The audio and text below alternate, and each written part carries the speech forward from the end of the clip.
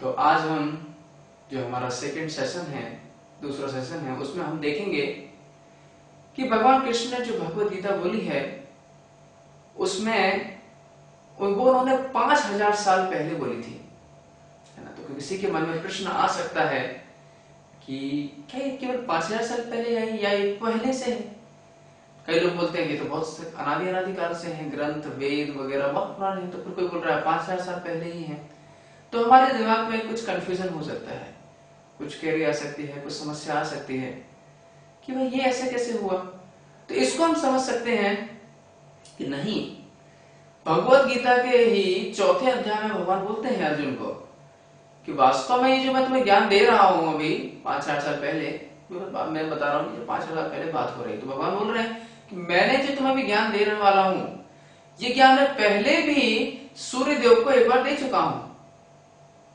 सूर्यदेव को तो आप सभी जानते हैं। तो सूर्य कोई ऐसा ग्रह नहीं है, केवल कोई भी एक चीज होती है उसके पीछे में एक व्यक्ति भी होता है। जैसे हम भारत में रहते हैं तो पता है हम ज्यादातर गंगा को क्या बोलते हैं, गंगा माई, है ना। तो वास्तव में जो गंगा है वो एक बहने वाली नदी भी है, लेकिन साथ में एक पर्सनालिटी भी है जो उसको कंट्रोल कर रही है। कोई भी चीज अपने आप कंट्रोल नहीं होती। जैसे हमारा कॉलेज है या स्कूल है, तो वो अपने आप कंट्रोल नहीं हो रहा है, उसके पीछे प्रिंसिपल है, कुछ फैकल्टीज हैं, कुछ स्टाफ लगा हुआ है, तब वो स्कूल अच्छे से चल रहा है। और उसके ऊपर भी चेयरमैन है, तब वो चलता है। इसी प्रकार कोई भी वस्तु है तो उसके पीछे कुछ लोग होते हैं जो उसको संचालन करते हैं, जो उसका कोऑर्डिनेशन करते हैं, जिससे वो हमेशा गतिमान रहती है। तो अब हम समझ सकते हैं कि भगवान स्वयं बता रहे हैं अर्जुन को कि मैंने जो ज्ञान है, सबसे पहले जब पृथ्वी का और पूरे ब्रह्मांड की संरचना ही हुई थी तो उस समय मैंने सबसे पहले किसको दिया था, सूर्यदेव को दिया था। फिर सूर्यदेव ने मनु को दिया। मनु को हम लोग जानते हैं, मैं थोड़ा सा आपको बताना चाहूंगा। मनु मतलब जिससे ये मनुष्य समाज आया है, मनुष्य समाज जिससे आया है उसको बोलते हैं मनु। और फिर इसके बाद मनु ने अपने पुत्र इक्ष्वाकु को दिया। आप लोग इक्ष्वाकु के बारे में भी थोड़ा बहुत जानते होंगे, आपने रामचंद्र जी का नाम सुना है, भगवान राम का नाम। तो भगवान जो राम है वो इक्ष्वाकु वंश के हैं, उसी में आगे परंपरा दर परंपरा आती जा रही है, पीढ़ी दर पीढ़ी। तो वो रामचंद्र जी इक्ष्वाकु वंश में है। तो ये इस तरीके से भगवत गीता का ज्ञान आते जा रहा है। अब आप बोल सकते हैं कि जब ऑलरेडी ये ज्ञान था तो फिर से भगवान ने अर्जुन को क्यों बताया। तो इसका सबसे बड़ी चीज ये है कि इसको इसलिए बताना पड़ा क्योंकि इसकी जो चेन थी, डिसिप्लिन सक्सेशन, हिंदी में बोलेंगे इसको गुरु शिष्य परंपरा, ये गुरु शिष्य की जो परंपरा थी वो क्या हो गई, टूट गई। और टूटने के कारण क्या हुआ, भगवान कृष्ण को द्वापर युग में फिर से ये भगवत गीता का जो परम ज्ञान है वो अर्जुन को देना पड़ा। अब हम इस बात को समझ गए हैं, अभी तक हमने जितने भी पिछला सेशन है उसमें हम देख चुके हैं कि भगवान को हम कैसे किस भावना से समझें।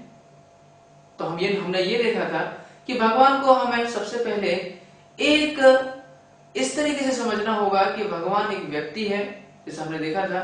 और भगवान एक व्यक्ति होने के साथ साथ में हमारे जैसे ही एक्टिविटी करने वाला है, क्रियाकलाप करने वाला है, और उनका भी भक्तों के साथ बहुत सारा कुछ संबंध होता है। तो अब हम देखेंगे कि भगवान को जब हमने देखा कि कैसे समझ सकते हैं किस भावना से, तो अब हम देखेंगे कि भगवान के कौन कौन से संबंध होते हैं। जैसे हमने देखा है कि भगवान के साथ अनेक अनेक प्रकार के संबंध हो सकते हैं।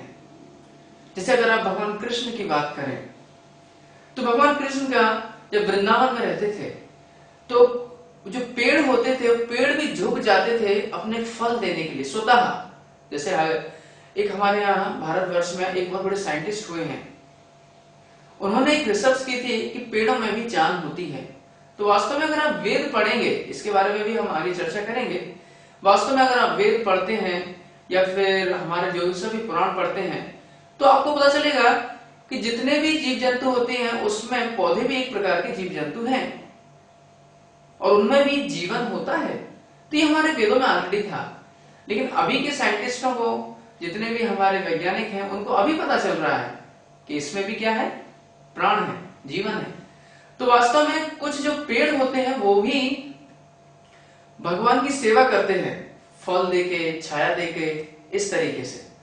तो ये जो सेवा होती है, या फिर कुछ लोग एकदम मेडिटेशन में बैठ जाते हैं ओम इस तरीके से करते हुए, तो वो भी अंतःकरण में भगवान का ध्यान कर रहे हैं, लेकिन भगवान के लिए ऐसा कुछ पर्सनल सेवा नहीं कर रहे हैं, व्यक्तिगत रूप से कुछ नहीं कर रहे हैं। तो ऐसा क्या बोलते हैं इसको? शांत रस। पहला हुआ शांत रस। फिर दूसरा है दास्य रस, जो हमारा भगवान के साथ रिलेशन हो सकता है उसकी हम बात कर रहे हैं। तो पहला हुआ शांत रस, दूसरा हुआ दास्य रस। दास्य रस में क्या होता है कि जैसे आपने हनुमान जी का नाम सुना होगा। हनुमान जी एक ऐसे व्यक्ति हैं जो भगवान राम के साथ में हमेशा हाथ जोड़े खड़े रहते हैं और बोलते हैं किंकर मैं क्या करूं आपके लिए। तो इस तरीके से हनुमान जी बताते हैं। तो हनुमान जी कुछ भी कार्य करने के लिए भगवान रामचंद्र जी के लिए रेडी रहते हैं। भगवान रामचंद्र जी ने बोला सीता खोज के लाओ, तो उसके लिए चले गए। पुल बनाना है तो पुल बना दिया, अनेक प्रकार के कार्य कर दिए। तो ऐसे जो लोग होते हैं जो बोले भगवान बोले वो कर दें, तो ये होता है दास्य भाव। तो भगवान के साथ दूसरा रिलेशन क्या हुआ? दास्य रस। फिर इसके बाद जो तीसरा रिलेशन है, तीसरा संबंध है जो भगवान के साथ, वो है साख्य भाव। साख्य मीन्स सखा, फ्रेंड, दोस्त।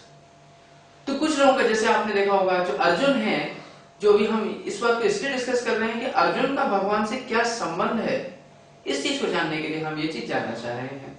तो अर्जुन का वास्तव में भगवान के साथ क्या संबंध है? साख्य का, दोस्त होने का, फ्रेंडशिप। और फिर जो और भी हम जैसे देखते हैं कृष्ण लीला में कि भगवान के अनेक गोप बाल जो सखा हैं वो भी भगवान के साथ खेलते रहते हैं, तो वो भी सखा है। फिर इसके बाद है जैसे भगवान के माता पिता।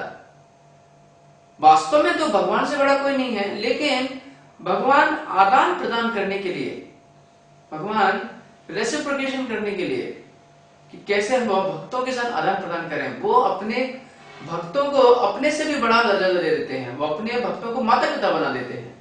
तो यशोदा माई, नंद महाराज, या फिर देवकी, वसुदेव, ये सब भगवान के माता पिता हैं। या फिर भगवान राम की बात करें तो दशरथ और कौशल्या, ये उनके माता पिता हैं। तो इस प्रकार से भगवान के माता पिता भी होते हैं। और फिर उसके बाद भगवान के प्रेमी, जैसे जो गोपिकाएं हैं, राधा, ललिता, विशाखा, ये सभी हैं, ये भगवान के कंजुगल लव, इसको इंग्लिश में बोलते हैं। तो उनका प्रेम का संबंध होता है। जैसे प्रेमी और प्रेमिका का होता है, वैसे ही भगवान का उनके साथ संबंध होता है। तो ये जो संबंध है प्रेम प्रेमिका है। तो ये कुल मिला के 5 संबंध हुए भगवान के साथ। सबसे पहले हमने देखा शांत रस, दूसरा देखा दास्य रस, तीसरा देखा साख्य रस, फिर उसके बाद वात्सल्य रस, माता पिता के साथ जो होता है, माता पिता का अपने पुत्र के साथ, और फिर आखिरी हुआ माधुर्य रस, प्रेम और प्रेमी प्रेमिका जो रस होता है। तो अर्जुन का भगवान से जो संबंध है वो क्या है? साख्य भाव का।